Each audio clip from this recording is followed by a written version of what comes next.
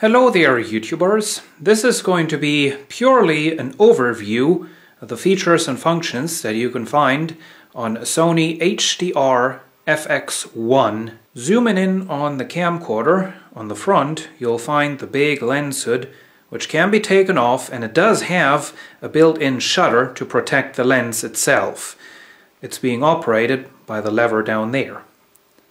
Behind of it, you'll find the focus ring. You'll also find the zoom ring. The zoom ring, however, has to be turned on in order to be used. For that, you get the zoom switch right here. You can switch it to either the lever/remote position. In that case, you will be able to use the rocker switches on the side and on the top of the camcorder. Or you switch it over to ring. In that case, you will be able to use the ring. If the ring is set to another position than you are with the zoom of the camcorder at the point of switching over to the ring, the camcorder will automatically zoom in or zoom out to match the position of the ring. Moving on, we have the ND filter. Two positions, as you can see. Behind that you find the focus selector switch.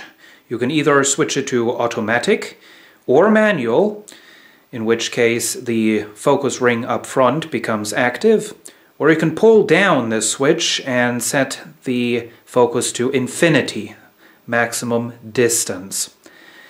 Down below you have a push auto. If you push that, the camcorder will, out of the manual mode, quickly switch back to the automatic mode, set the focus automatically for as long as you hold this button, and then, once you release it, it'll be back in manual focus. Behind that we have three assignable buttons. You can assign different functions in the menu, however, I was quite disappointed with those, as the functions that you can assign are not exactly the type of functions that you use all the time. One of the functions, for example, are color bars, which, oh well, not all that helpful. On top of that, we have a record review that lets you review the last couple of seconds that you've recorded onto the tape.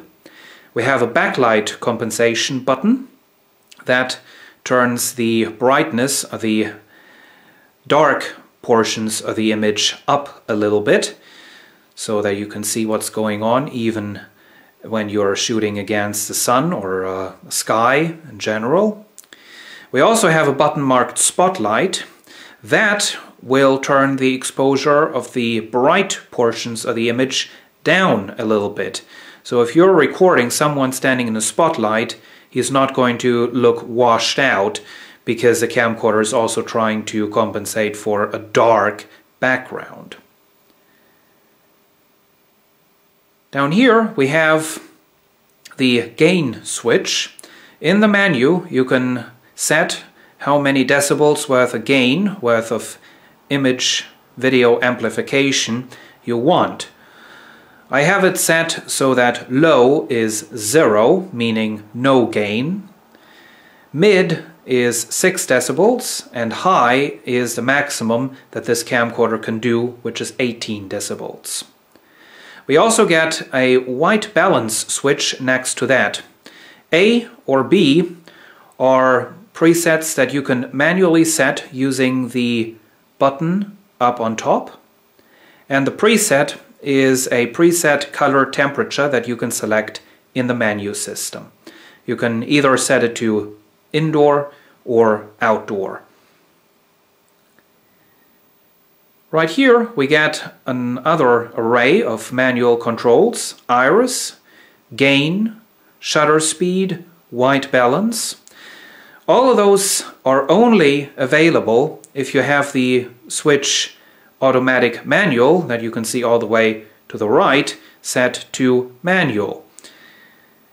If you have it set to auto lock, these features and functions are not available. You can set the switch to hold in order to hold your manual settings, so you will not be able to modify them anymore. The functions iris, shutter speed, are controlled using this wheel up front. Gain and white balance, as I already said, are set using these switches right there. In the corner of the camcorder we have the controls for manual level control. You open this door right here, you'll be able to set the level control, audio level control, to manual or back to automatic. The control wheel to adjust the level itself is accessible from the outside through this little door. On the back of the camcorder we have the viewfinder, the battery, and another array of buttons. This one that you can not really read all the way up top selects zebra or peaking. You cannot have zebra and peaking at the same time. The zebra helps you set the exposure by highlighting areas that have a certain brightness level that you can select in the menu. The peaking highlights the parts of the image, the edges in the image that the focus is set to. Down below this switch we have Picture Profile, which lets you select custom settings for the overall looks of the image. We have the usual menu, which gives you tons and tons and tons of options to customize this camcorder and to activate and deactivate various different features and functions, to select between HDV and regular DV mode, so on and so forth. Down below we have a P menu, a personal menu, which is customizable. You can put all sorts of different options into there. You can order them and arrange them to your liking, and this is helpful for quickly changing settings. So you don't have to access the great big menu up there. A status check gives you an overview of what the camcorder is currently set to. This is the preview screen as you see it when there is no tape loaded. If you have manual level control for the audio selected, you will also get a level meter, as you can see. You press the status check and you get 3 pages worth of information. First one covers audio. You get a big level meter. You see the selected audio source. You see whether or not the wind filter is turned on or off. And you can see if you are in manual or automatic level control. If I switch this back to automatic level control, as you can see, the dialog changes accordingly. Using the select wheel, which we've not seen yet, you go to the next page, output. You see the mode to which the component output of the camcorder is set.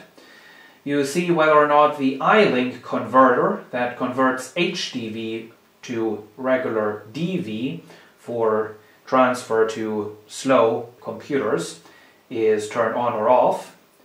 And you can see whether or not the TV is widescreen or not. This affects the composite video output. And on the third page you see which assignable button does what. As you can see, I have selected the steady shot mode, the color bars, as I already said, and a fader. You push the status check button again to close this dialog. All the way down here we have the little wheel that basically controls all of the menus that we've seen so far, as well as some of the manual features and functions. It's marked select. If you push it, it will execute whatever you have selected. Next to that we have the jack for the charger, which will power up the camcorder, and if you have the camcorder turned off, it will charge the battery. On this side of the camcorder we first of all have our iLink interface to connect this camcorder to the computer. You get a status LED for HDV or DV, so if you have your converter activated, or if you are playing back DV tapes, this will change over to the DV position. You can turn these blue lights off in the menu system. So we turn the camcorder around a little bit. you can see the power switch, which also selects the VCR or camera mode. Right now we're obviously in camera mode. And then right here we have our primary record switch. On here we have our headphone jack, which is right here. And we also have our LANC remote control connector. And over here, on the professional version of this camcorder, which would be the HXR-Z1, we have the XLR audio inputs. On this, we have our video outputs and inputs. This can record analog video to the tape only in DV mode. You cannot record high-definition video signals using this camcorder. We have our S-video input or output, our component output, which is purely an output, and it does require a special connector, as you can no doubt see. And we have our classic audio and composite video combination mini jack over here. Down below this, we have another door, which reveals the microphone jack, which also features a plug-in power for condenser microphones. This is a nice high-quality jack, by the way. It's not one of these plasticky things that you find on a lot of cheaper camcorders, where you're always afraid that plugging a plug into it might rip it out. And up front you can see the screw that you undo to release the lens hood. On top of the camcorder we have another array of features and functions. Most notably, of course, is the blue status indicator that tells you whether you're in HDV or classic DV mode. These are both blue LEDs, and if they disturb you, you can turn them off in the menu. Up there we have our shot transition. This is a very interesting feature that lets you select the exposure settings, the zoom settings, and the focus settings of two certain shots. You save them under A and B, and you can then have the camcorder go from A to B, to those settings that you've saved, within a certain amount of time that you can select in the menu system. On this side of the camcorder we have a battery release button, an expanded focus button that digitally zooms in the preview picture on your screen so that it is easier to set the correct focus. And next to that we have the big rocker switch for the zoom. This does have variable speed zoom, as you would expect. This is the top of the handle of the camcorder, which does have the LCD screen attached to it. You simply open it up like this and flip it over. You can then, of course, turn it in either direction to fit your needs. Under the screen, as you can clearly see, we have a large array of buttons. We have a reset button to bring this back to the factory settings. We have all of our controls for the playback mode, which does include a record. We have volume up and down and LCD brightness up and down for playback mode. Brightness, of course, also for all the other modes. We can turn the backlight of the LCD screen off. If you do that, you will still be able to see what's going on the screen if you're in a very bright environment. If you have a lot of sunshine and you can't see what's on your LCD screen anymore, you can turn off the backlight. There is a reflective coating under this LCD screen which will reflect all the sunlight so that you're at least able to see a little bit of what you're doing on the screen. Down below we have a display/battery info button. If you have the camcorder turned off, this will give you an information of your remaining battery life, as you can see. We have a data code switch, which puts various data on the screen in playback mode. which can, for example, be date and time of the recording or a selection of camera settings that you had at the time of recording the video. We have an end search, which, going by the date code recorded along with the video, goes to the most recent recording. This only works in VCR mode for some reason. We have a bars, which puts up color bars on your display. And we have a zero set memory, so you can reset the counter. This is how the color bars look. Down below we have some controls that are available at all times. We have a secondary zoom control. This will only do one speed that you can select in the menu, and using the switch over here you can either turn it off or turn it to a high speed or a lower speed, and that can all be adjusted in the menu system. And you get a secondary record button in case you want to lock this against accidental operation. You pull down this little hold switch to turn it off. Up here we have the microphone, a stereo microphone as you would expect, and we have the one thing that I really don't like about this camcorder. We have this plug-in, and this requires an adapter. So you have to put an adapter onto this, and the adapter will then have the standard accessory shoe on it. I don't know why Sony did that. I don't know why they didn't put the standard accessory shoe straight onto here. Would have made more sense, because oftentimes these adapters are getting lost, and as a matter of fact I did not get this camcorder along with an adapter, so I currently cannot use any accessories on this. This is the front of the camcorder. You can of course flip the LCD screen around so that you can see what's going on. This is once again the stereophonic microphone. We also have our sensor for the remote control up there, and you can turn the remote control off in the menu system. And we get a little telly light that lights up red when you are recording. If you don't want anybody to see whether or not you're recording, you can also turn that little light off in the menu.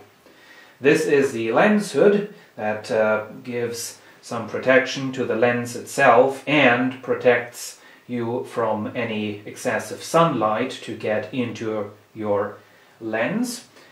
This also features a shutter that you can close up to protect the whole thing.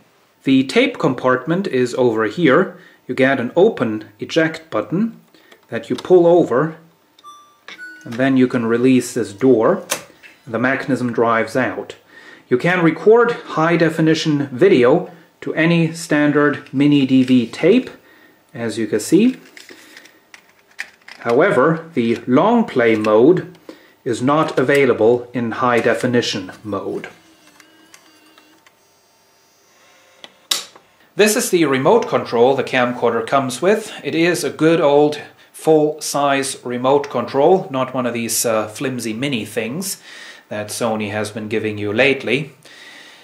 It lets you start and stop the recording. It lets you zoom in and zoom out, as well as some other things in camera mode. In playback mode, it gives you some additional controls, some additional playback controls, such as slow speed forward, slow speed reverse, frame by frame forward, frame by frame reverse, reverse playback, and double speed playback. However, some of these special playback functions are only available in DV mode. So there you have it. A closer look at the features and functions of a Sony HDV Handycam, the model HDR-FX1 from the year 2004. Yep, this camcorder is more than 10 years old at this point, believe it or not. Thank you for watching, and see you again soon.